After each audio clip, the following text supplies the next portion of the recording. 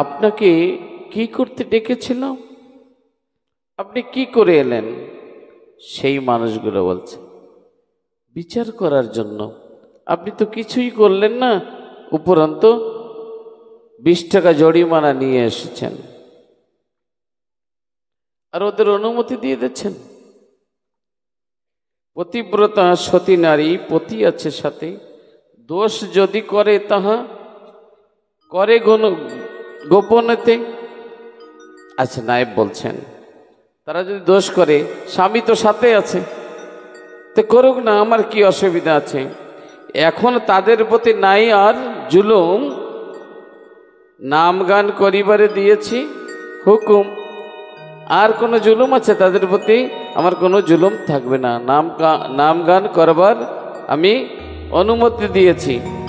মারিয়াছি দশরথে, ভাগ্যে কিবা হয়।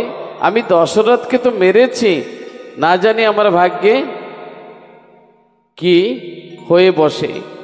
তাই মনে মনে অনুতাপ করছে আর ওদের বলছে তোদের কথায় তো গিয়েছি, আর দশরথকে আমি এই হাত দিয়ে মেরেছি, না জানি আমার ভাগ্যে কি লেখা আছে। এ ঠাকুর সামান্য ঠাকুর যেন নয়, অজানো লম্বিত ভুজ আকর্ণন নয়ন। এ তো যেমন তেমন ঠাকুর না। অজানো দেখেছিস না, অজানো লম্বিত বাহু, এ আকর্ণ নয়ন তার মানুষেতে নাহি মিলে এমন লক্ষণ। মানুষের ভিতরে এমন কোন লক্ষণ দেখা যায় না। 10 টাকা জরিমানা, সেখানে 20 টাকা দিচ্ছে। কি জানি এই ঠাকুর মোরে কি করেছে।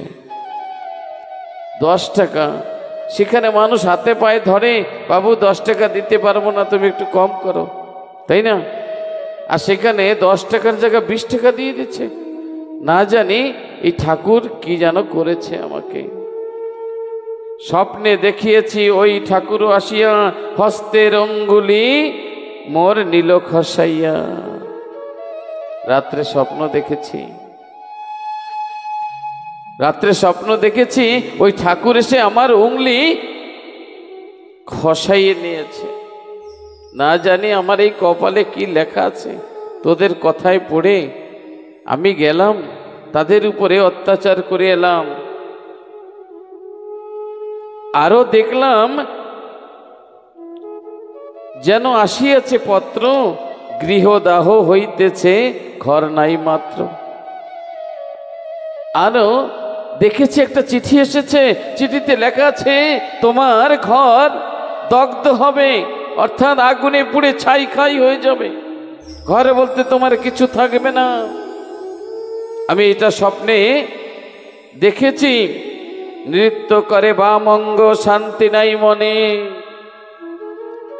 আমার বাম পাশের অঙ্গটা কম্পন শুরু হয়েছে। অনেকে বলে চোখ লাফাচ্ছে, এই বাঁ পাশটা আমার লাফাচ্ছে, মনে আর শান্তি নাই। তোদের কথায় আমি কি সব করেছি। ফিরে গেল পাষণ্ডীরা অতি মৌন হয়ে। এইসব কথা, স্বপ্নের কথা যখন ব্যক্ত করতেছিলেন, যখন করলেন, তখন ওই পাষণ্ডী লোকরা তারা মলিন বদন হয়ে মাথা নিচু করে সেখান থেকে চলে গেলেন। এদিকে সংকীর্তন উঠিল মাতিয়ে। কোন দিকে? ঠাকুর যেখানে ছিলেন কীর্তনের সময় মেতে উঠল। যামিনী হইল ভোর নাম সংকীর্তনে, অর্থাৎ নিশি ভোর হয়ে আসছে। সবে প্রেমে মত্ত, ক্ষুধা তৃষ্ণা নাই মনে। সংকীর্তন হইতেছে কারো নাই হুঁশ, ভেদাভেদ জ্ঞান নাই নারী কি পুরুষ। কীর্তন এমন ভাবে বিভোর ভাবে মেতে উঠেছে, মানে কোনো নারীর বা পুরুষ কারোর হুঁশ নাই যে রাত ভোর হয়ে এসেছে, সকাল হয়ে গেছে, কারোর আর কোনো হুঁশ নেই। হেন রব বৃহৎ বৃহৎ রবে হস্তি হস্তি যুবে, হেন রব হইতেছে কীর্তনের মাঝে। হাতি হুঙ্কার ছাড়ে না মাঝে মাঝে, সুর উঁচু করে হুঙ্কার ছাড়ে, কীর্তনের মাঝে মাঝে হুঙ্কার হচ্ছে, প্রতিধ্বনি হচ্ছে। আর ওই শৃগালের মতো ভীত পাষণ্ডীরা সব, শৃগাল যখন বাঘ আসে, শৃগালের কোনো দাম থাকে? দাম থাকে? তো আজ ওই শৃগালের মতো ভীতু হয়ে ওই পাষণ্ডীরা হেন জ্ঞান হইতেছে, তারা এসে ওই আশেপাশে ঘোরাঘুরি করছে। প্রবল প্রবল ঝঞ্ঝাতে যেন গ্রাম উড়ে যায়, ভেগ যায় ভীরু হয়ে হয়ে রয়েছে প্রচণ্ড। এই রূপে বেলা হলো ৫-৬ দণ্ড, নিশিভর পূর্বকাশে পূর্ণ স্থিতি রবি। অর্থাৎ পূর্ব দিকে বেলা উঠে গেছে, রৌদ্র প্রকাশ দিয়েছে, কিন্তু কীর্তন বন্ধ দিতে হবে এটা ভুলে গেছে। এবার বলছে, একজন বলছে, এ দিদি, সারা রাত তো কেউ প্রসাদ নেয়নি, ঠাকুরও নেয় নাই, সবাই তো আমরা অনাহারে আছি, তো ঠাকুরকে প্রসাদ দিতে হবে না? ঠাকুর ডেকে বলেছেন, ভোর তো হয়ে গেছে, তোমরা যাও, স্নান আদি সেরে মানে ভালো বস্ত্র পরিধান করে যাও, রান্নাঘরে যাও, পাকশালায় গিয়ে পাক করো, এই ভক্তরা সবাই প্রসাদ নেবে। ঠিক আছে, পাকশালায় গেলেন।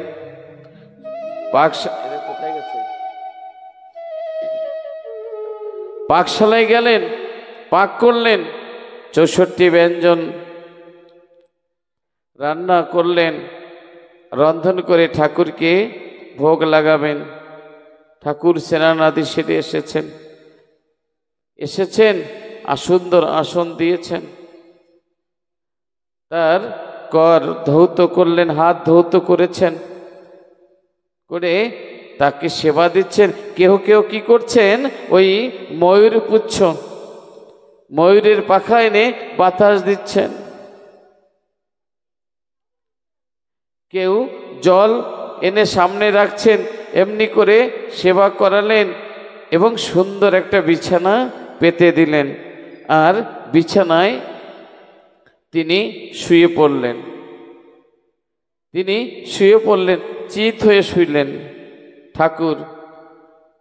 একজন বলছে, ও দিদি, আমি একটু ঠাকুরকে একটু বাতাস দিতে পারি? বলছে, হ্যাঁ, বাতাস দিবি তো, আমাকে কি জিজ্ঞাসা করিস? তুই ভগবানের সেবা করবি, তোর মনে চেয়েছে যা। একজন বলছে, ঠাকুরের সামনে এই মাথার কাছে বসে থাকি, একজন বলছে পায়ের কাছে বসে থাকি। আবার অনেক ভক্ত এসেছে, এই তোমরা কি করো? বলছে, ঠাকুর ঘুমিয়েছে, তো গভীর ঘুমে ঘুমিয়েছে, তো আমরা একটু পাশে বসেছি, ঠাকুর নিদ্রা জেগে উঠলে আমরা প্রসাদ পাবো। দেখেন ঠাকুরকে কত ভালোবেসে ঘুম পড়াচ্ছেন। ঠাকুর আর ওই চিত হয়ে শুয়ে থাকতে পারলেন না, তাই একদিকে বাম দিকে কাত হলেন। যে বাতাস দিচ্ছিল না, সে তো ডান দিকে ছিল, যেই বাঁ দিকে কাত হয়েছে, একজন আর একজনকে বলতেছে, দিদি রে, আয় দেখে যা, এই ঠাকুরের গায়ে কি যেন দেখা যায়। কি দেখা যায়? সুমিত কোথায় গেল? কি দেখা যাচ্ছে? বলছে, দেখা কি চাকা চাকা দেখা যাচ্ছে। আর একজন বলছে, শুধু চাকা চাকা, দেখ রক্ত বর্ণ, রক্তিম বর্ণ দেখা যাচ্ছে, রক্ত যেন জমে আছে। বলছে, এ কি, ঠাকুরের দেহে তো কোনোদিন দেখিনি, এই দাগগুলো কিসের দাগ? আর একজন বলছে, তুই একটু ভালো করে দেখতো দিদি, ঠাকুরের দেহে কিসের দাগ? বলছে, সব তো জুতোর দাগ লেগে আছে, জুতোর দাগ লেগে আছে। ঠাকুর অমনি উঠে বসলেন, হ্যাঁ মা, অনেক ভক্ত এসেছেন, সবার সামনে স্বীকার করলেন, আমার দশরথ মার খাচ্ছিল, আমি তার পিতা হয়ে আমি কি করে বসে সহ্য করি? আমি তো সকল জুতোর আঘাত আমি নিজে ধারণ করেছি, কিন্তু আমার সন্তানকে একটু মাত্র যন্ত্রণা কষ্ট পেতে দেইনি।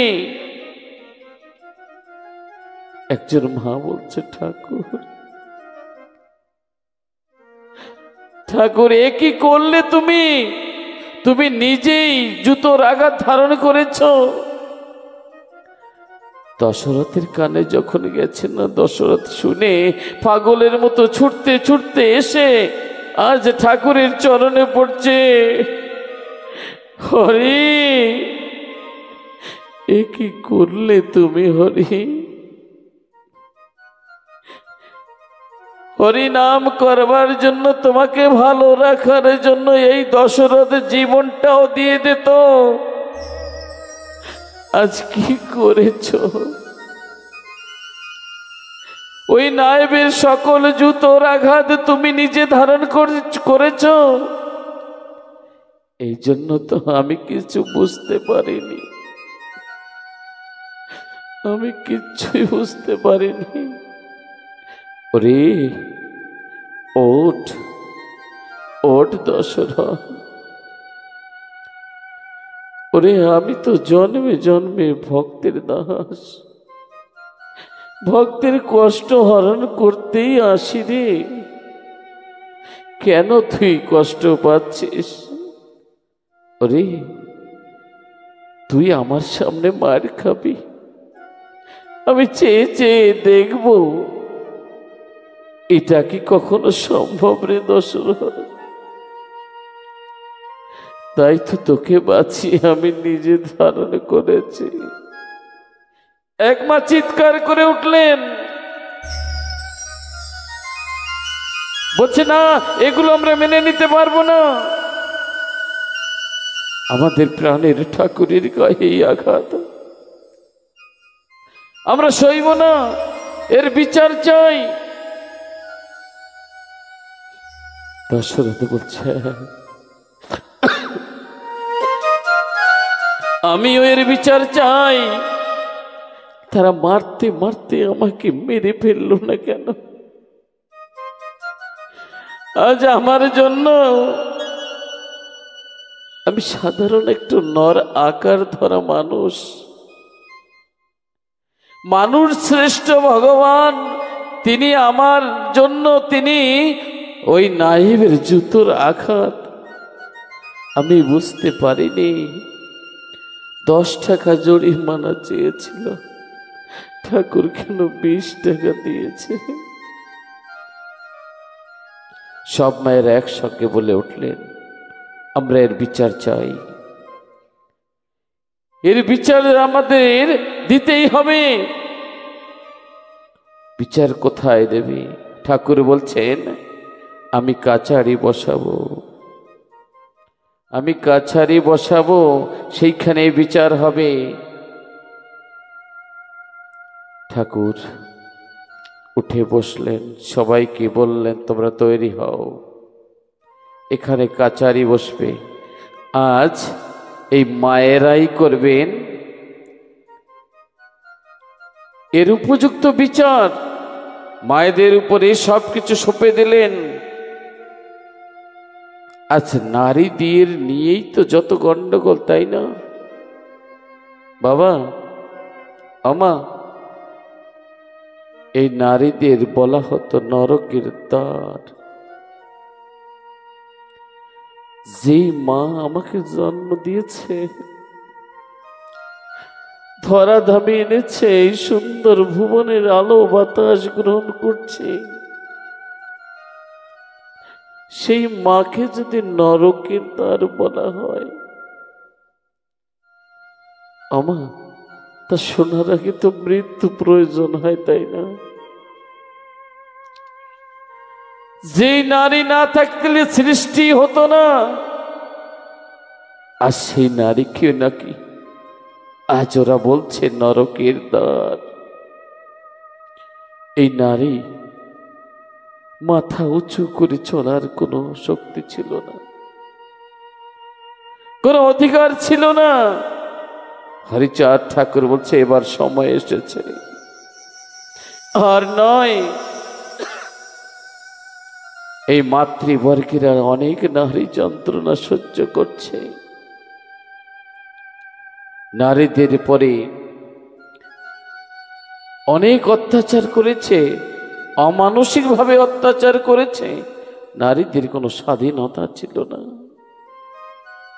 বলছে এবার আমি নারীদের অধিকার দিয়ে যাব। আর এই নারী তো সৃষ্টির আধার। বলছে যত মাতৃবর্গ আছো আজ এই আসরে, তোমরাই আজের বিচার করবে। ঠাকুর বলছেন তোমাদের কাপড় নিয়ে আসো। কাপড়, কয়েকটা কাপড় এনেছেন, কাঠ গড়া বানিয়েছেন, ম্যাজিস্ট্রেট বসবেন সেই জায়গাটা করেছেন, বালিশের পরে বালিশ দিয়ে ম্যাজিস্ট্রেটের বসার জায়গা করে দিয়েছেন, পুষ্প মাল্য প্রদান করেছেন, অনেক পুষ্প নিয়ে এসেছেন। একজনকে সম্মানের সহিত এক নারীকে ঠাকুর বসালেন, তুমি আজকের ম্যাজিস্ট্রেট, বিচারপতি, তুমি এর উপযুক্ত বিচার করবে, আমি হব ফরিয়াদি। আজ ঠাকুর এই ভক্তদের শান্তি দেবার জন্য সে বলছেন আমি ফরিয়াদি হব, আমি আসামি কাঠগড়ায় দাঁড়াবো। তিনি আসামির কাঠগড়া দাঁড়ালেন। তিনি বলছেন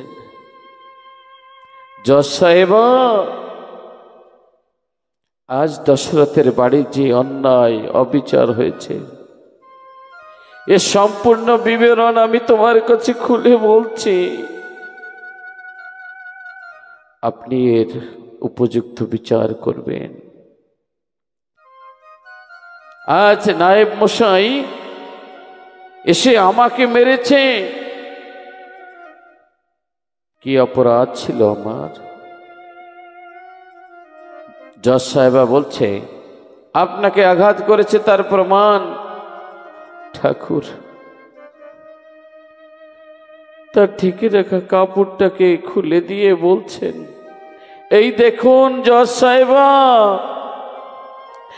এক এক করে 10টি জুতোর আঘাত গুনে নিলেন জজ সাহেবা। বেশ, বিচার হবে উপযুক্ত সাক্ষ্য অনুযায়ী। সাক্ষী তো দরকার, তাই না? সব মায়েরা একসঙ্গে হাত উঁচু করে বলছেন আমরা তার উপযুক্ত, আমরা সাক্ষী ছিলাম যখন ঠাকুরকে আঘাত করেছে, আমরা দেখেছি, আমরা তার প্রত্যক্ষদর্শী। বিচার চাই, বিচার দেন, বিচার করুন জজ সাহেব। বলছে যখন উপযুক্ত প্রমাণ পেয়েছি তাহলে এর বিচার তো ঠিক হবে। ঠাকুর হাত জোর করে বলছেন জজ সাহেবা, এমন ভাবে বিচার করবেন যেন অপরাধী উপযুক্ত সাজা পায়, আর যারা বিনা অপরাধে সাজা পেলেন তাদের কষ্ট যেন দূর হয়, তাই হবে। জজ সাহেব বলেছেন, জজ সাহেবা বলছেন তাই হবে। বলছে আজ থেকে 3 দিবসের ভিতরে তার হাতের আঙ্গুলগুলো খসে পড়বে। 2 নম্বর, আগামীকাল সংবাদ আসবে তোমাদের কাছে নায়েবের ঘর পুড়ে ছাই হয়ে গেছে।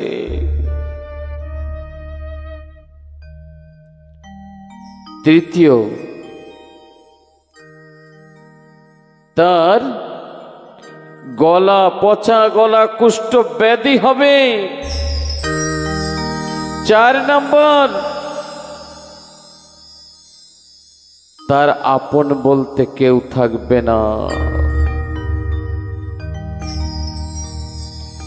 তার প্রাণাধিক পুত্র সে মারা যাবে। 5 নম্বর, তার নায়েবগিরি আর থাকবে না। 3 দিনের দিন একদম নিঃস্ব হয়ে ঘরে ফিরে যাবে।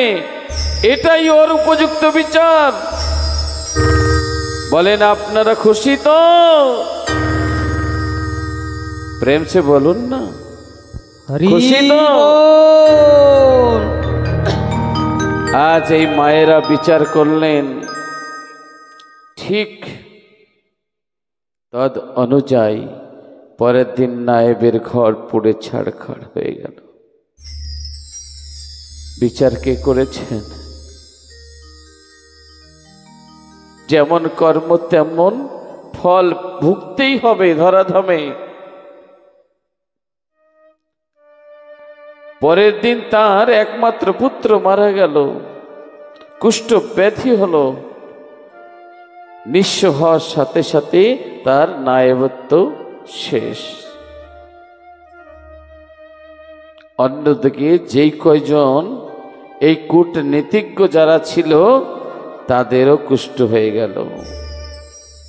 তারা এসে ঠাকুরের কাছে চরণ ধরে মিনতি করছে, ঠাকুর তোমাকে চিনতে পারি নাই, তোমাকে বুঝতে আমাদের অনেক বিলম্ব হয়েছে, তুমি আমাকে ক্ষমা করে দাও। অন্যদিকে নায়েব এসে ঠাকুরের চরণের কাছে বসে ঢুকরে ঢুকরে কাঁদছে, বলছেন, হে ভগবান, দয়াল শ্রী হরি,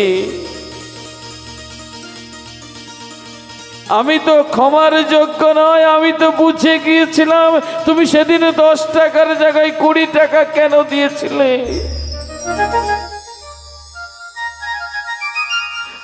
আমার উপযুক্ত শাস্তি তুমি দিয়েছ, আমি পেয়েছি।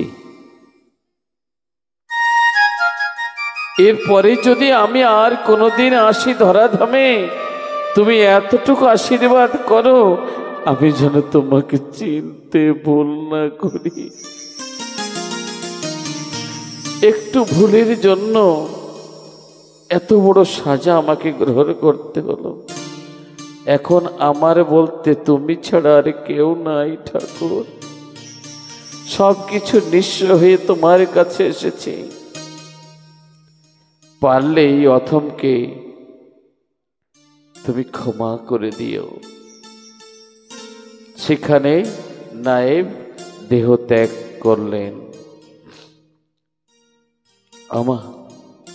এই সংসারটা আমাদের তেমন যে যেমন কাজ করব তার বিচার তেমন হবে। আর সেদিনকে থেকে আমরা হরিনাম করতে পেরেছি, আর সে ধরাধামে এসেছি, তাই উন্মুক্তভাবে সেদিন থেকে আমরা হরিনাম করতে শিখেছি।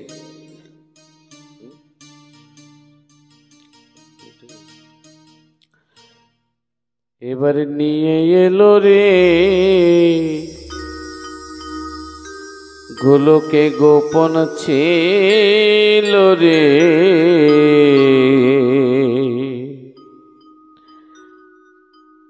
মধুমাখা হরিনাম, মধুমাখা হরিনাম। এবার নিয়ে এলো রে গোলকে গোপন ছিল রে,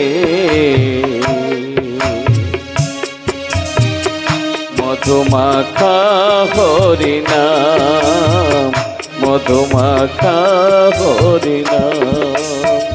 সফলা নগরে যশোমন্তের ঘরে, সফলা নগরে যশোমন্তের ঘরে উদয় হলো হরিচাঁদ। নিয়ে এলো রে গোলকে গোপন ছিল রে,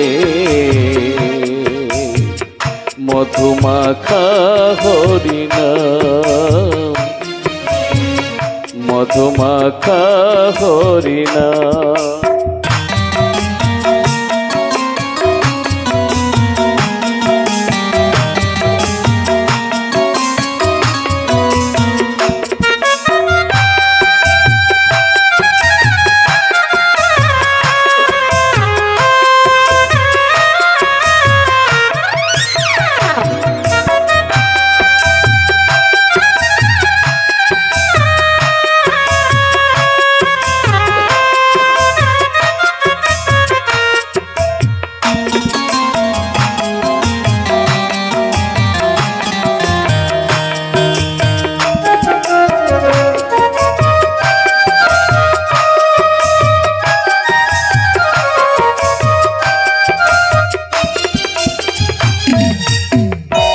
হরি নাম ভজ, হরি নাম জপ, নাম কর সার।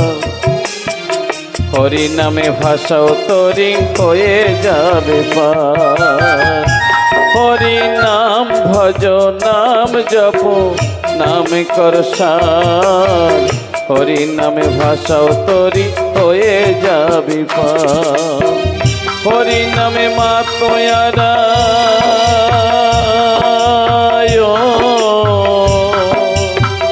হরি নামে মা তোয়ারা সারা ব্রজ ধাম।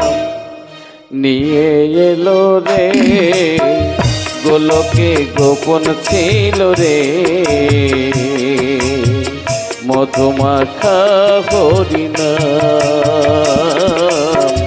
মধুমাখা হরিনাম। সফলা নগরে যশোমন্তের ঘরে, সফলা নগরে যশোমন্তের ঘরে উদয় হলো হরিচাঁদ। নিয়ে এলো রে গোলকে গোপন ছিল রে, মধুমাখা হরিনাম, মধুমাখা হরিনাম।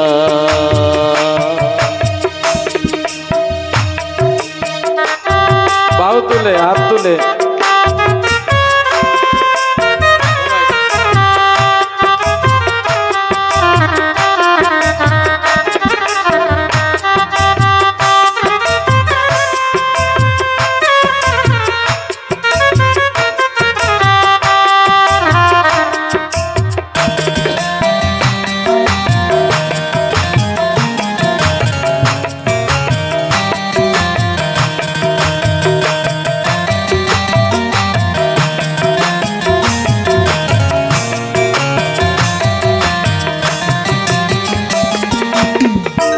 কত পাপি তাপি, কত পাপি তাপি তোরে গেল এই হরি নামে। মুখে বল হরি হরি শ্রবণ করো কানে। কত পাপি তাপি, কত পাপি তাপি তোরে গেল এই হরি নামে। মুখে বল হরি হরি শ্রবণ করো কানে। হরি নামে আছে সুধা,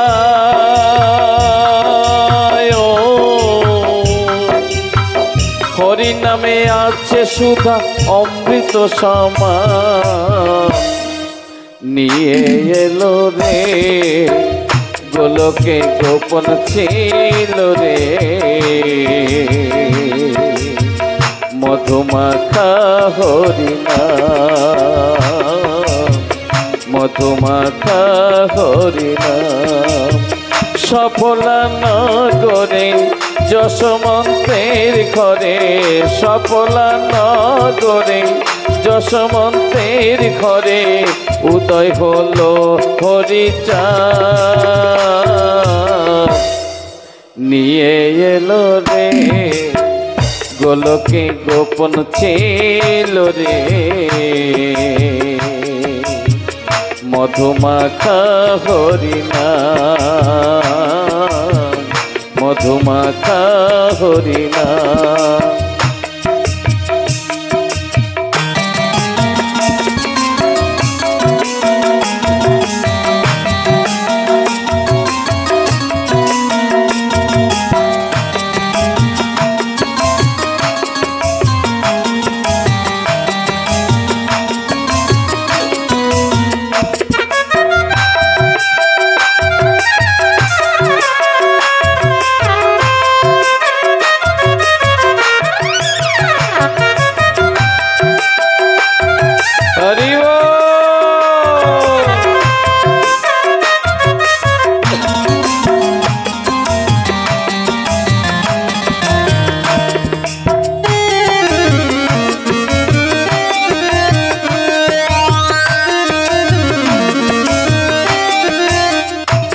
এবার নিয়ে এলো রে গোপন গোলকে গোপন ছিল রে, মধুমাখা হরিনাম, মধুমাখা হরিনাম। সফলা নগরে যশোমন্তের ঘরে, সফলা নগরে, সফলা নগরে যশোমন্তের ঘরে উদয় হলো হরিচাঁদ।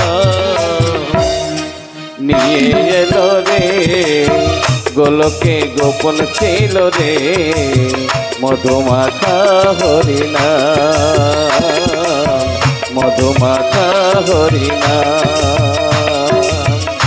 এবার নিয়ে এলো রে গোলকে গোপন ছিল রে, মধুমাখা হরিনাম, মধুমাখা হরিনাম, মধুমাখা হরিনাম। হরি বল। ঠাকুর এমনি করে হরিনাম প্রচার করলেন। অনেক ভক্ত চরিত্র কথা লেখা আছে শ্রী শ্রী হরি লীলামৃতের ভিতরে। প্রত্যেক হরিভক্তের কাছে বিনীত প্রার্থনা, আপনাদের ঘরে প্রত্যেকের ঘরে অন্তত একটা লীলামৃত গ্রন্থ অবশ্যই রাখবেন। অন্তত নিজে না পড়তে পারেন, অন্য কাউকে কোনো ভক্তকে দিয়ে পাঠ করিয়ে শ্রবণ করবেন। প্রত্যেক দিন তাকে শ্রদ্ধার সহিত স্পর্শ করবেন, একটু ফুল নিবেদন করবেন, পুষ্প নিবেদন করবেন। প্রত্যেকের ঘরে একান্তই রাখা উচিত। যদি আপনি ঠাকুরকে ভালোবেসে থাকেন, ঠাকুরের সমস্ত লীলা কথা এই গ্রন্থের ভিতরে লিপিবদ্ধ হয়ে আছে। তাই প্রত্যেকের ঘরে প্রত্যেকের কাছে অনুরোধ, আপনারা একটা ঠাকুরের লীলা কথা মানে যেখানে আছে লীলা চরিত্র কথা, সেই শ্রী শ্রী হরি লীলামৃত গ্রন্থখানি ঘরে রাখবেন। এটা আমার অনুরোধ এবং পড়ে আপনারা জানবেন।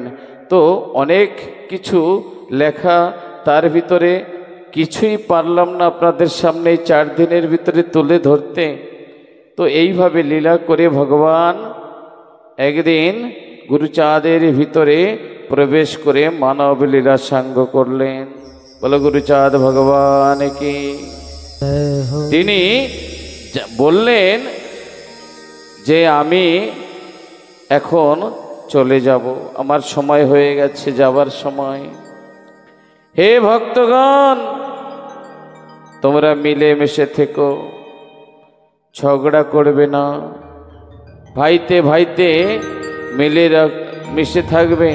বিশুদ্ধ করঙ্গহার যার গলে দোলে, শত জন্মের ভাই বলে নিজবে তাকে কোলে। একে অপরের সঙ্গে পরিচিত হবে, কারোর সঙ্গে হিংসা করবে না। মানুষে মানুষে ভাই ভাই, সবার উপরে মানুষত্ব তার উপরে নাই। তাই তিনি বলছেন, জীবে দয়া নামে রুচি মানুষেতে নিষ্ঠা, ইহা ছাড়া আর যত সব ক্রিয়া ভ্রষ্টা। মানুষের প্রতি মানুষের নিষ্ঠা রাখো, জীবের প্রতি দয়া করো, তোমরা মিলেমিশে থাকবে কেমন? তাহলে আমি আজ এখানে বিদায় নেই। এই কথা বললেন কে? আমি না, ঠাকুর বলছেন। ঠাকুর বলছেন যে আমি এখন আমার যাওয়ার সময় হয়েছে। বলছে, হে ঠাকুর, যখন তোমাকে দরকার হবে, আমরা কোনো বিপদে পড়বো, অভাবে পড়বো, তখন আমাদের পাশে কে থাকবে?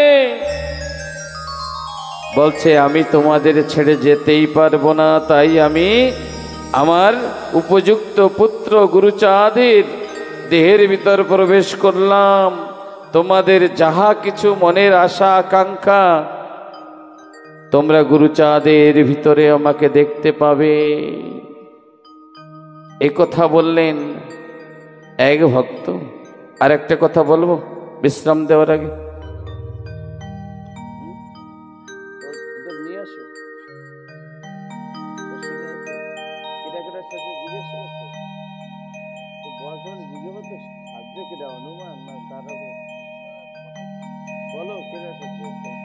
শিক্ষার জন্য কি দিয়েছেন? স্কুল। আমাদের আগে প্রত্যেকের ঘরে গোয়ালঘর ছিল না? ছিল। আর প্রত্যেকের গোয়ালঘর স্কুল বানিয়ে সেখানে পড়াতেন গুরুচাঁদ ঠাকুর। এখন তো স্কুলে উঁচু উঁচু বিল্ডিং হচ্ছে, তাই না? আগে গোয়াল ঘরে রাতে গরু থাকবে, দিনে এই বাচ্চারা পড়াশোনা করবে। সিএস মেটকে দিয়ে আমাদের চণ্ডালত্ব মোচন করেছিলেন গুরুচাঁদ ঠাকুর শিক্ষার জন্য। তিনি বলছেন, যতদিন এই জাতি শিক্ষিত না হবে, ততদিন পর্যন্ত এই মানুষ ধর্ম সম্বন্ধে কিছু জানতে পারবেন না, বুঝতে পারবে না। তাই আগে ধর্ম নয়, আগে শিক্ষা চাই। তিনি বলছেন যে আমার শিক্ষা প্রয়োজন। এই আমাদের ঘরের ছেলেরা যেদিন শিক্ষিত হবে না, তারা ধর্ম অটোমেটিক বুঝে যাবে। এই ধর্মগ্রন্থ অধ্যয়ন করবে, অধ্যয়ন করলে তো বুঝতেই পারবে, তাই না? আর যদি পড়তে না পারে, অধ্যয়ন করবে কি করে? এখন আমাদের ঘরে মায়েরা বিএ পাশ করছে, শান্তি মায়ের পাঁচালি পড়তে পারছে না, লক্ষ্মীর পাঁচালি পড়তে পারছে না। কি মা, ভুল বলছি? ভুল বলছি? অনেক মায়েরা আছে, বাংলা পারি না, উড়িয়া হলে পড়ে দিবি, কিন্তু বাংলা পড়তে পারবো না। কে? একদম প্রত্যেক দিনের ঘটনা আমার সঙ্গে, সেটাই বলছি। তো আমাদের মাতৃভাষা কি? বাংলা। তো আমরা বাংলাকে গুরুত্ব দেব। এইখানে অ্যারিস্টটল সে দ্যাট, মানে অ্যারিস্টটল কি বলেছে, বাংলায় বলছি, মাতৃভূমির মমতা যার হৃদয় জন্মগ্রহণ করেনি। আরে বললে, মাতৃভাষার প্রতি মমতা যার হৃদয় জন্মগ্রহণ করেনি, তাকে যদি জ্ঞানী গুণী বলে মনে করব, অজ্ঞান থাকবে কোথায়? তুমি যত বড়ই শিক্ষিত হও না কেন, মাতৃভাষা যদি না জানতে পারো। যারা মুসলমান, আপনারা মুসলমান দেখেছেন তো? মুসলমান ছোট্ট থেকেই তাদের মানে কি কলমা পড়ানো শেখানো হয়। তারা মাদ্রাসায় যায় পড়তে, মাদ্রাসায় গিয়ে তাদের উর্দু শেখাটা শিখে নেয়। ওখানে স্কুলে যায়, তারাও কলেজে যায়, কিন্তু উর্দু ভাষা শেখে। কিন্তু আমরা তা করি না। মা বাবা চলে গেল, বাংলা ভাষাও নিয়ে গেল, আমাদের আর কোনো অসুবিধা হলো না, কেউ বকবে না তো, তাই না? কিন্তু যদি আমাদের মাতৃভাষার প্রতি মমতা হয়, আমাদের শিখতেই হবে, অবশ্যই শিখতে হবে। তাই শুধু শিক্ষা না, আমাদের অনেক অধিকার তাঁরা দিয়ে গেলেন। আজকে এসসি এসটি যারা আছেন, ওবিসি যদি পাচ্ছে, সে তো আমার গুরুচাঁদের অবদান। আর গুরুচাঁদের শক্তির ফসল কে? বাবা সাহেব আম্বেদকর।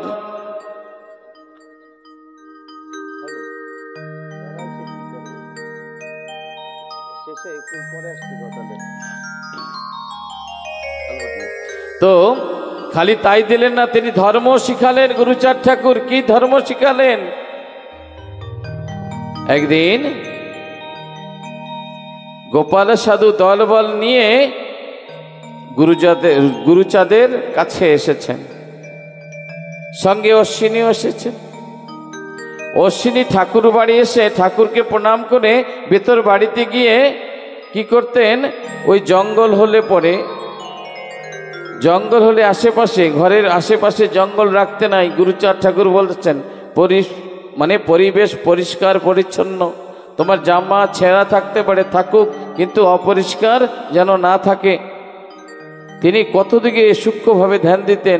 তাই অশ্বিনী ওই গুরুচাঁদ ঠাকুরের কথায় গুরুত্ব দিতে তিনি ঠাকুরবাড়ি এলে পরে আগে কোথায় জঙ্গল ঘাস হয়ে গেছে আবর্জনা, সেগুলো পরিষ্কার করতেন। তাই তিনি চলে গেছে বেগুন খেতে, ঘাসগুলো পরিষ্কার করছিলেন। আর ভক্তরা বলছেন, ঠাকুর ও ঠাকুর, আমরা যখন অশ্বিনী দাদার বাড়িতে যাই না, আমাদের বড় কষ্ট হয়। বলছে, তোমাদের আবার কিসের কষ্ট? বলছে, হ্যাঁ ঠাকুর, দুঃখে বুকটা ফেটে যায়, কাউকে বলতে পারি না। তুমি উঁচু গলায় বলো আমাদের সামনে। কতবার বলেছ অশ্বিনী নাকি তোমার প্রিয় ভক্ত, অশ্বিনী নাকি সব থেকে বড় ভক্ত তোমার। কেমন ভক্ত? তার বাড়ি যখন যাই, ঠাকুর তুমি তো দেখো নাই, তার বাড়িতে যাওয়ার পরে একটা বসতে দেবে এমন একটা ছেঁড়া পাটিও নাই। কোনো মতে আমাদের বসতে দিয়ে অমনি আমাদের সঙ্গে কথাবার্তা বলা তো দূরের কথা, ধামাটে নিয়ে ওই গায়ের ভিতরে চলে গিয়ে ভিক্ষা করত, আর ভিক্ষা করে যা পেতেন না তাই দিয়ে আমাদের সেবা করা। এ কষ্ট তো সইছে না। আর তুমি বলো অশ্বিনী নাকি তোমার বড় ভক্ত। কেমন বড় ভক্ত? এইখানে দাও, আনো, চেয়ারে বসাই দাও, ঝামেলা করো না। তো তোমার যে বড় ভক্ত, এদিকে তাকাও, তোমার বড় ভক্ত অশ্বিনী কেমন বড় ভক্ত দয়াল। চেয়ার দাও না, ওখানে বসতে দাও, চেয়ার দাও। জয় জয় গুরুচাঁদ সত্যভামা প্রতিপমানন্দে, হরিধ্বনি বলমন, হরিবল হরিবল। তাই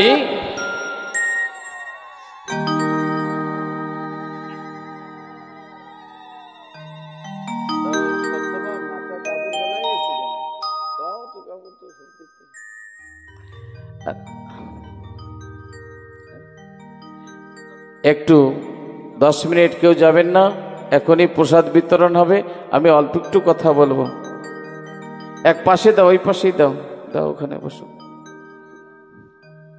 তো বলছে আজকে গোপাল, বিপিন, যাদব এরা বলছেন, ঠাকুর তোমার বড় ভক্ত। কেমন বড় ভক্ত? তুমি সব থেকে অশ্বিনী দাদাকে শ্রেষ্ঠ করে রেখেছ, আর তার মতো কাঙাল তো আমরা দেখি না। তার বাড়িতে গেলে আমাদের লজ্জিত হয়, লজ্জা লাগে।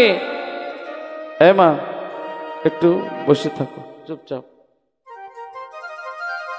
ওদিকে ধ্যান দিও না, বুঝছো? তো ডিস্টার্ব করবে না কেউ, আরামসে ওখানে বসু, করা যা করে করুক ওখানে।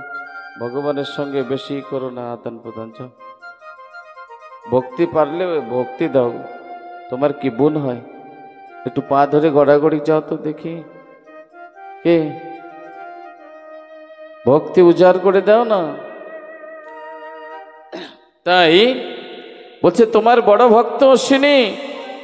তো ঠাকুর, আমরা সবাই মিলে এই ভাইয়েরা, আমরা যারা আছি আজকে, যারা সভাতে, এই ভাইয়েরা এসেছি তোমার কাছে কিছু নালিশ নিয়ে।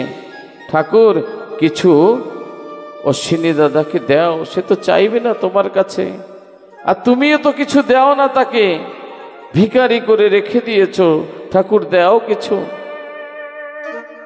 আজ গুরুচাঁদ ঠাকুরের অভিমান হয়েছে কি আমি অশ্বিনীকে কোনোদিন কিছু দিইনি। ডাকো অশ্বিনীকে। যাদব, বিপিন ছুটে গেছেন, ঘরের পিছনে গিয়ে অশ্বিনী দাদা দেখছেন যে জঙ্গল পরিষ্কার করছেন। বলছে, দাদা, অশ্বিনী দাদা। যাদব বলছে, অশ্বিনী দাদা, গুরুচাঁদ ঠাকুর তোমাকে তলব করেছে, ডেকে পাঠিয়েছে। বলছে, ঠাকুর আমাকে ডেকেছে? কেন রে, কেন ডেকেছে? বলছে, ঠাকুর তোমাকে কিছু দেবেন। বলছে, রাজ অশ্বিনী আমার কাছে যা চাইবে আমি তাই দেব। দাদা মনে রেখো, আজ কিন্তু তোমার সুযোগ এসেছে, তুমি মনের মতো করে চাইও, চেয়ে নিও, তোমার যেন অভাব কোনোদিন আর না থাকে। অশ্বিনী বলছে, হ্যাঁ রে ভাই, এই সুযোগ আর আমি ছাড়তে চাই না, চল। হ্যাঁ দাদা চলো। অশ্বিনী বলছে, চলো তাড়াতাড়ি যাই, এই যোগ যদি চলে যায় আমি তো আর পাবো না। আজ অশ্বিনী এসেছেন, ঠাকুরকে প্রণাম করেছেন, প্রণাম করে বলছেন, ঠাকুর তুমি আমাকে ডেকেছ? গুরুচাঁদ ঠাকুর বলছে, হ্যাঁ রে অশ্বিনী, তোর এই ভাইয়েরা এসেছে, নালিশ করেছে আমার কাছে। তারা এসে নালিশ করেছে আমি নাকি তোকে কোনোদিন কিছু দিইনি। বলতো, তা আমিও সিদ্ধান্ত নিয়েছি রে অশ্বিনী,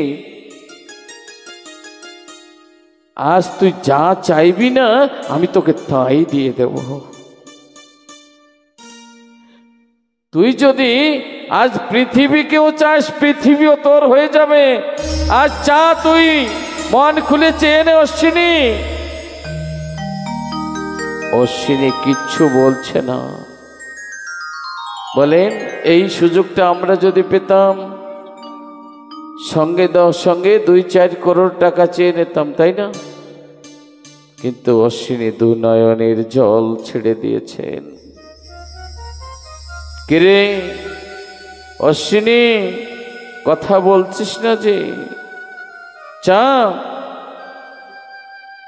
চা, আমার কাছে কিছু চেয়ে নে আজ, তুই যা চাইবি আজ তোকে তাই দিয়ে দেব। অশ্বিনী হাত জোর করলেন, হাত জোর করে বলছেন, ঠাকুর,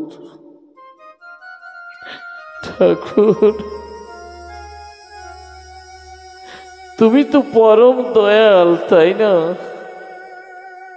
তোমার কাছে আমি কি চাইতে পারি ঠাকুর? না চাইতে তো সকল ধনের ধনী করে রেখেছ, আজ চাইবার মতো কিছুই নাই ঠাকুর। তৃষ্ণায় জল, ক্ষুধায় অন্ন, এ তো তুমি দিচ্ছ। যখন আসতে চাই তোমার কাছে, এসে তোমার দেখা পাই, আমার আর কিছু চাইবার নাই। না রে অশ্বিনী, আমি যে ভক্তদের কাছে অনেক অপরাধী হয়ে যাব তোকে কিছু না দিই। চা অশ্বিনী রে, তোকে যে সুযোগটি দিয়েছি কাজে লাগা। তুই না চাইলে তো আমি এদের কাছে অপরাধী সাজবো। আমার মান রক্ষা রাখার জন্য তুই কিছু চেয়ে নে। অশ্বিনী বলছে, ঠাকুর, ওগো ঠাকুর, সব কিছু দিয়েছ, তারপরেও তোমার দেওয়ার শেষ নেই, আরো কিছু দেবে? হে ঠাকুর, তুমি আমাকে এই আশীর্বাদ করো, আজকে যেই নালিশ নিয়ে এসেছে আমার এই ভাইয়েরা, এই ভাইয়েরা যখন আমার বাড়িতে আসে না, তাদের বসিয়ে রেখে আমি ভিক্ষা করতে যাই।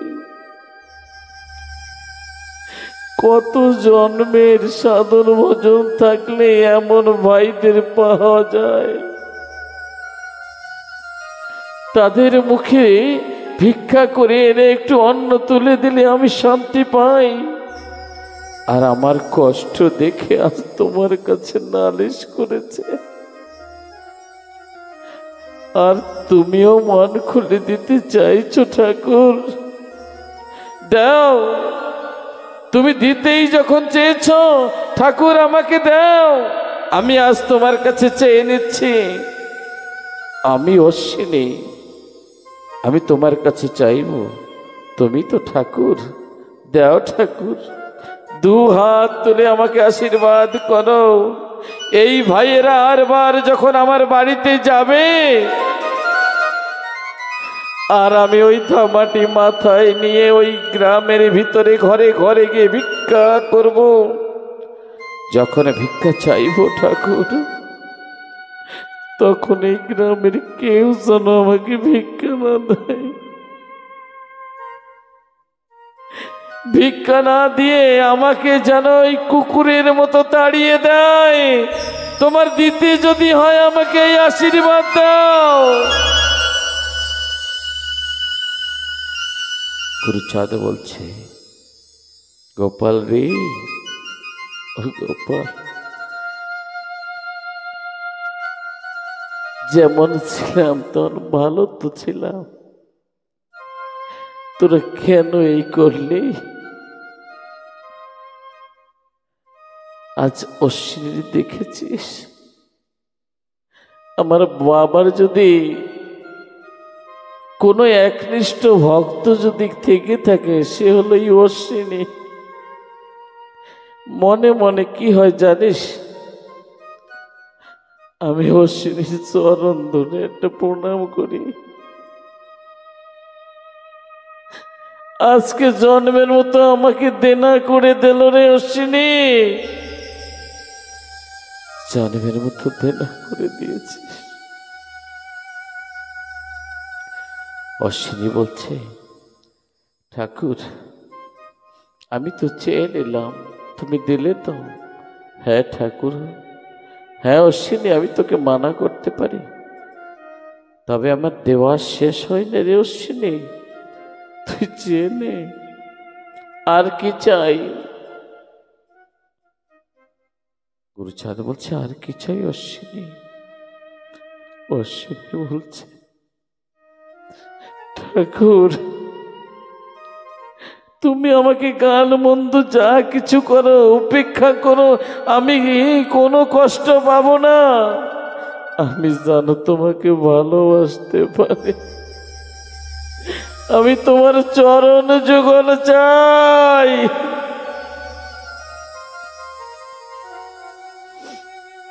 ঠাকুর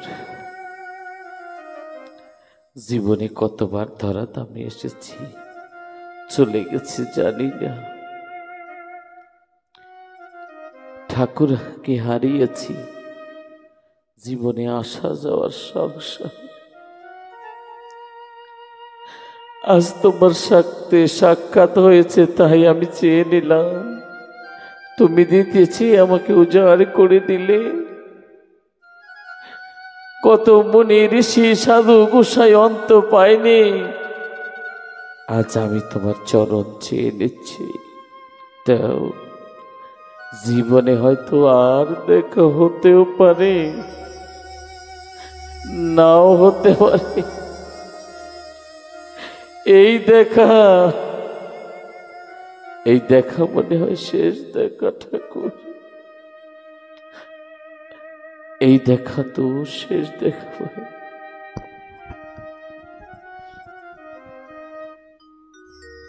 এই দেখা তো শেষ দেখা ভাই, বালাই লয়ে যায়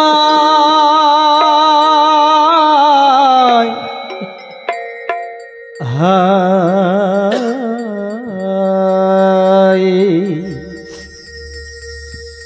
এই ক্ষেপে দেখা পাই কি না। পাই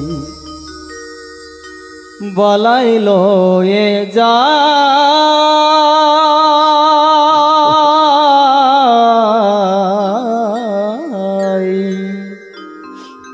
হরি বল। এই দেখা তোর শেষ দেখা ভাই বলাই লয়ে যাই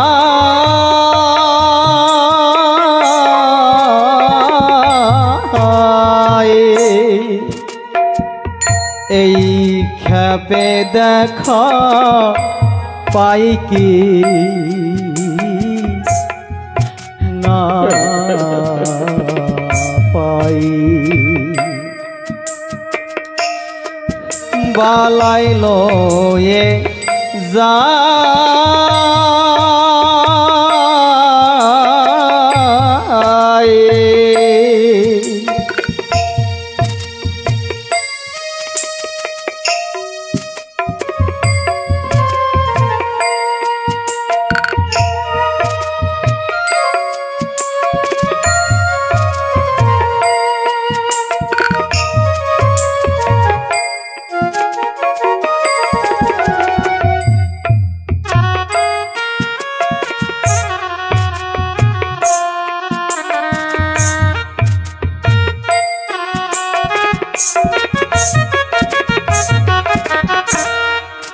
দেখা হলো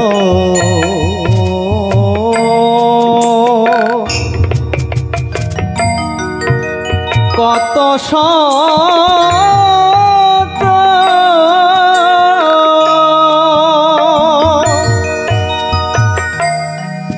হয় না দেখা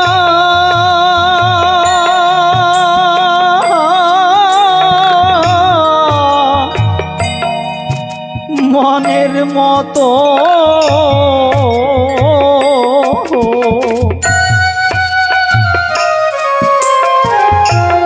আমার একে অপরের সঙ্গে কতবার দেখা হচ্ছে জানি না। আগামী দিন আমার জন্য সূর্য উদয় হবে তো জানি না। এই 4 দিন ধরে ছিলাম আপনাদের সঙ্গে একটা প্রেমের বাজারের ভিতরে। আজ বিদায়ের বেলা, আজ আমার পাঁজর ভাঙা কান্না বেরিয়ে আসতে চাইছে। প্রতিনিয়ত মৃত্যুর সাথে লড়াই করে আসছে।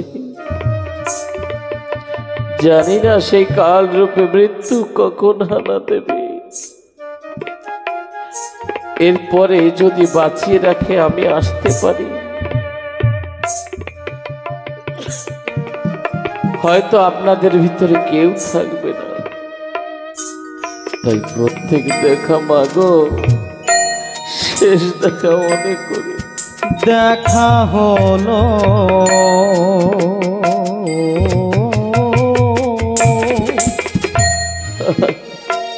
কত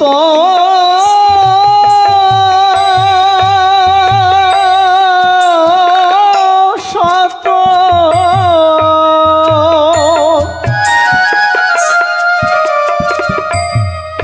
হয় না দেখা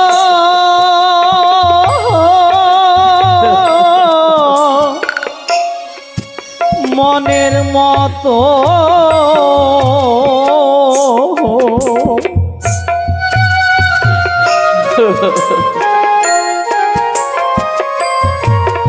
আমি মনের দুঃখ আর বলবো তো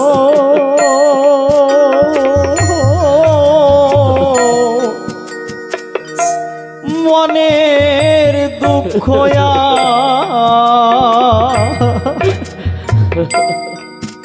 আমি মনের দুঃখ আর বলবো কত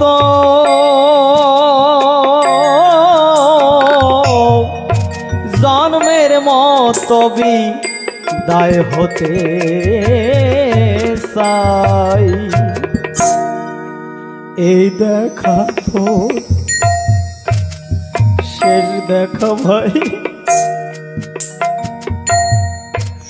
বালাই লইয়ে যায়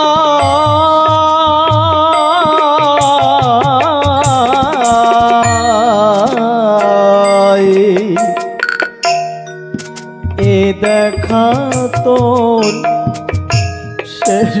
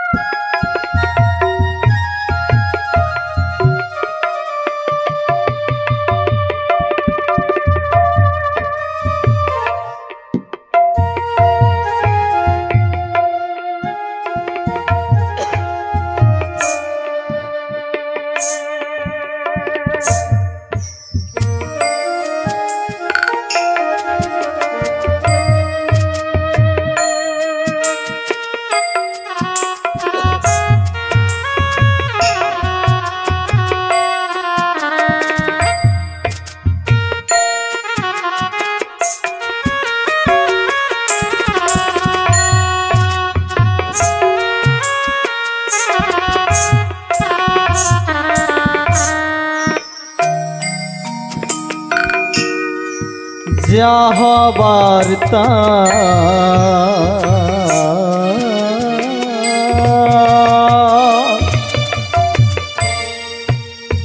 হয়ে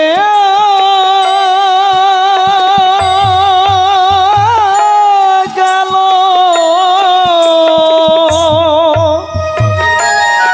ভবের খেলা সাঙ্গ হলো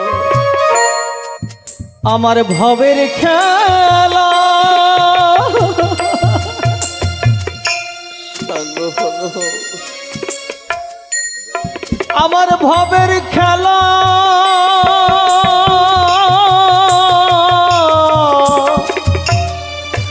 সাঙ্গ হলো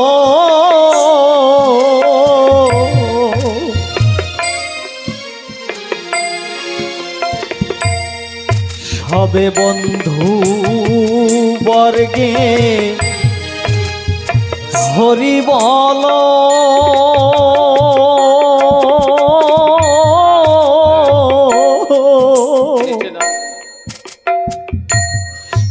সবে বন্ধু বর্গে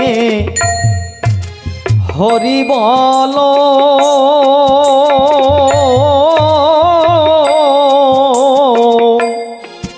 যারা আমি ভাইতা রে যেন পাই আরে এই দেখা তো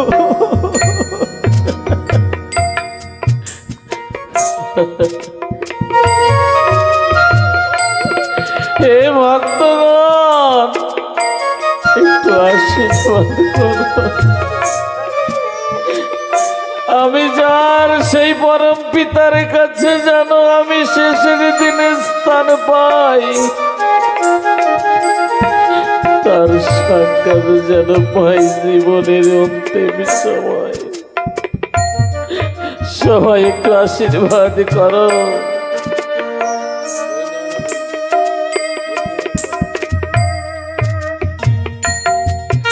তাই আশীর্বাদ করো সকল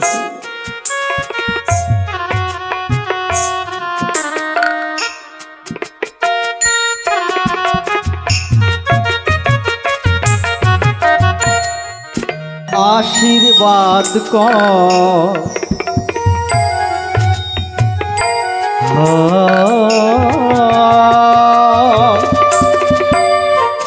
আশীর্বাদ করো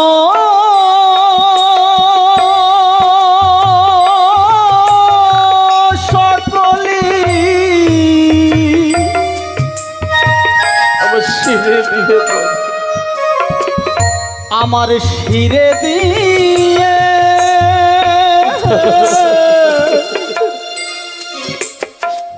পদধূলি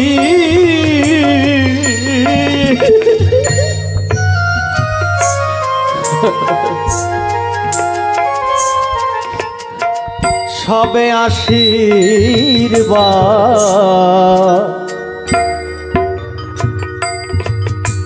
কর সকলি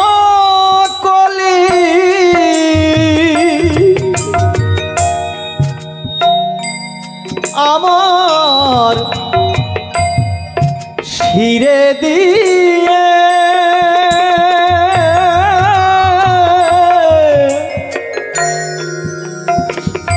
পদধূলি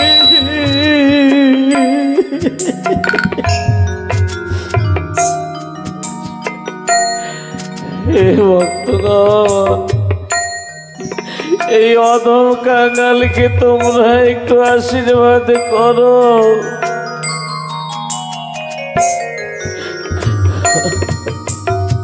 একটু চরণ ধুলি দাও, হয়তো তোমাদের আশীর্বাদ চরণ ধুলিতে আমি শ্রীহরির চরণে পেতে পারি।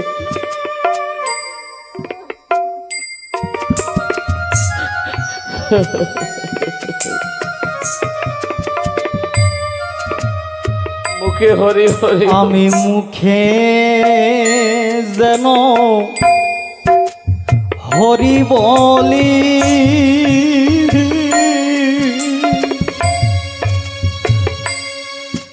আমি মুখে হরি হরি বলি, যেন হরি হরি বলি, আমি মুখে যেন হরি বলি, যেন সাধুর সঙ্গে, যেন সাধু সঙ্গে বেড়াই। আমি মুখে যেন হরি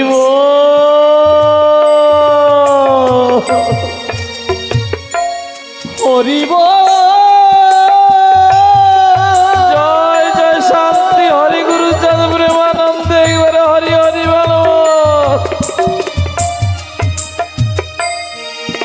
আমি মুখে যেন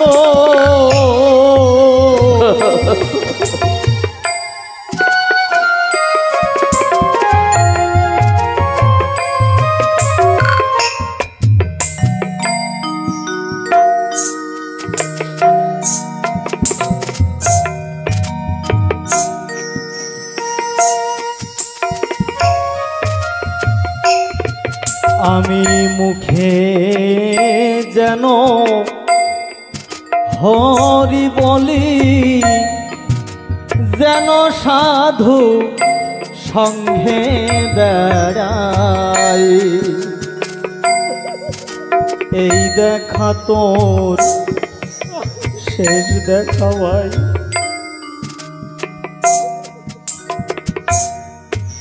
বালাই ঘুরে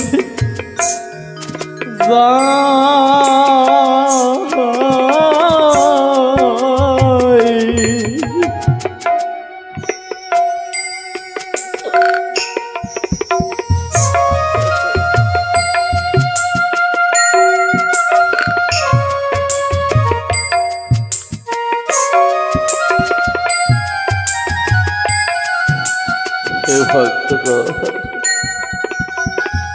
তোমরা একটু আশীর্বাদ করো। সংসার ঝামেলা থেকে মুক্ত হয়ে যেন আমি হরি গুণগান গাইতে পারি। তোমরা দেও না, একটু আশীর্বাদ করো। হরিচাঁদের ভক্তের সঙ্গে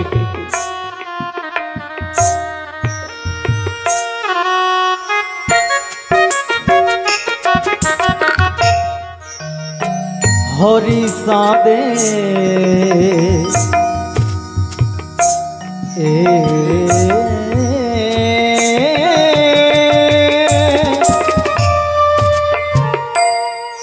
ভক্তের সঙ্গে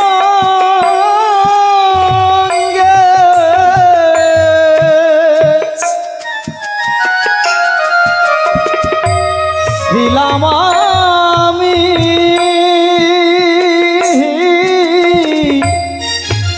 পরম রঙ্গে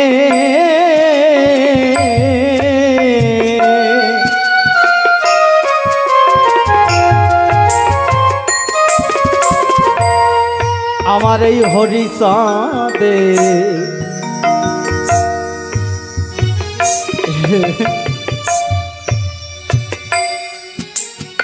ভক্তের সঙ্গে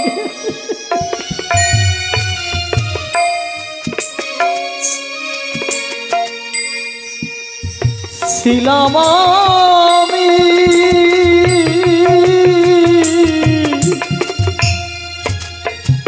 পরম রঙ্গে কর্ম দোষে ঘোর তরঙ্গে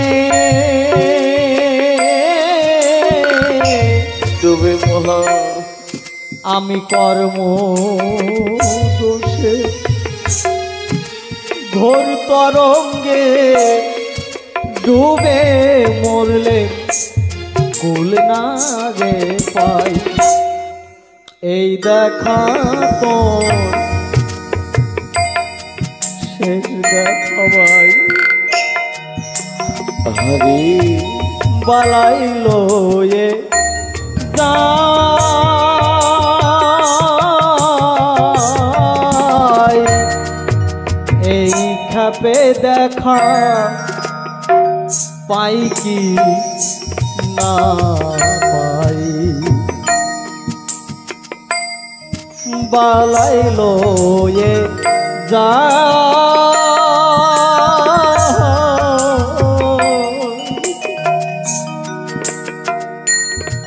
হরি বল হরি বল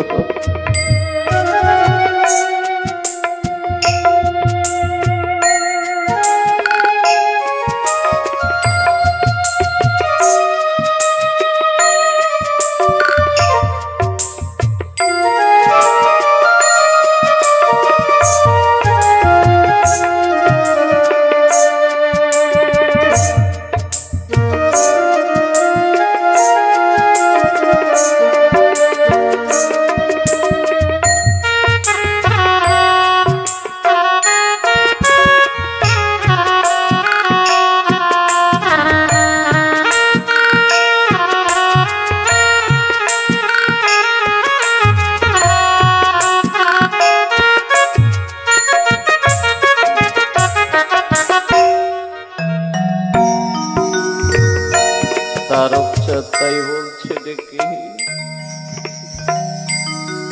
তাই চারক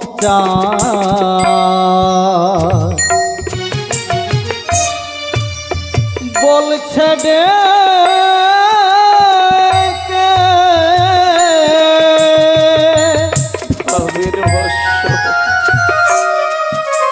এই ভবের ভাষ্য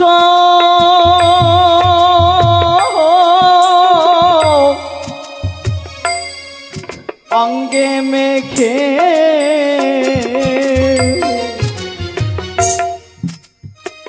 আমার তারক সত্তা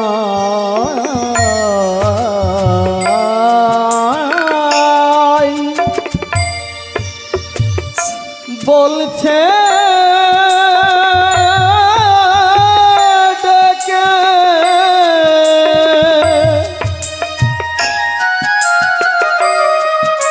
এই ভাবের ভাষ্য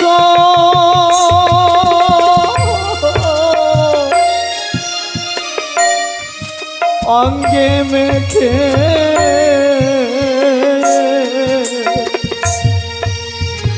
কাজ কি রে কাজ কি রে তোর গৃহে থেকে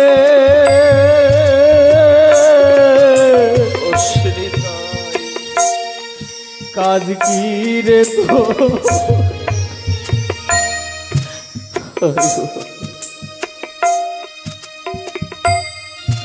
গৃহে থেকে অসুবিধাই তোর সুধা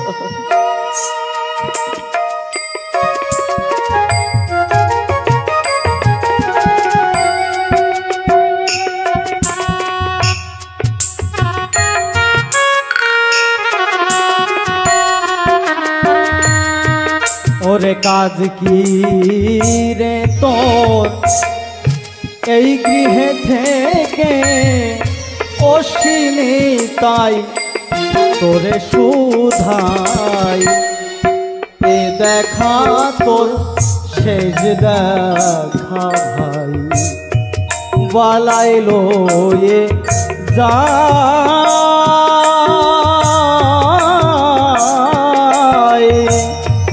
এই খেপে দেখা পাই কি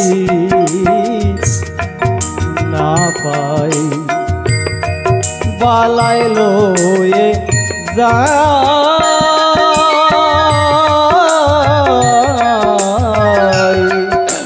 এ দেখা তোর শেষ দেখা ভাই বালাইলো এ যায়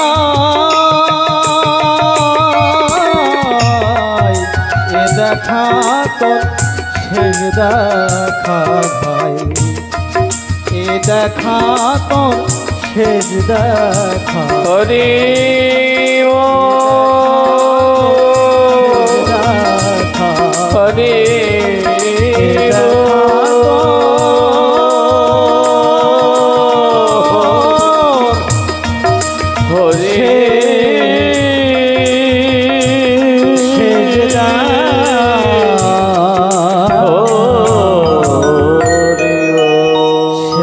দেখা ভাই হরি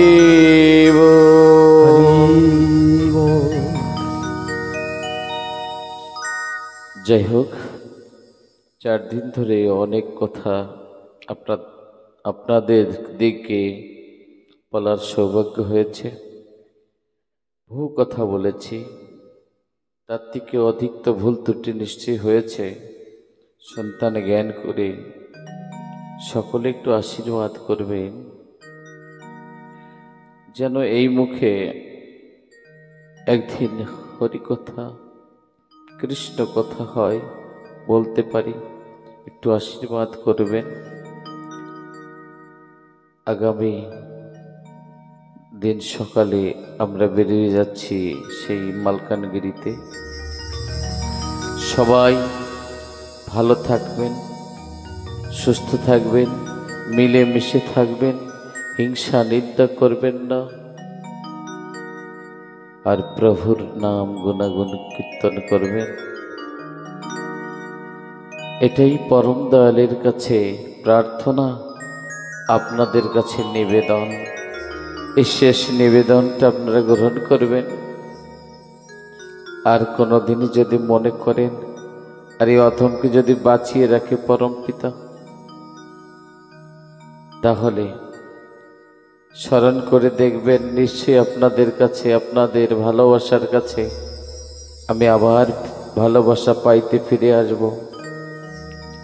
तो प्रेम से बोलो हरिचाँद भगवान की जय हो, बोलो हरिचाँद भगवान की जय हो, बोलो गुरुचाँद ठाकुर की जय हो, बोलो गुरुचाँद ठाकुर की जय हो, शांति मैया की जय हो, सत्यभमा देवी की जय हो, ओड़ाकांदी धाम की जय हो, ठाकुर नगर धाम की जय हो, ठाकुर नगर धाम की जय हो, हरिचाँद सेवा संघ की जय हो, গৃহকর্তার মঙ্গল की। जय हो।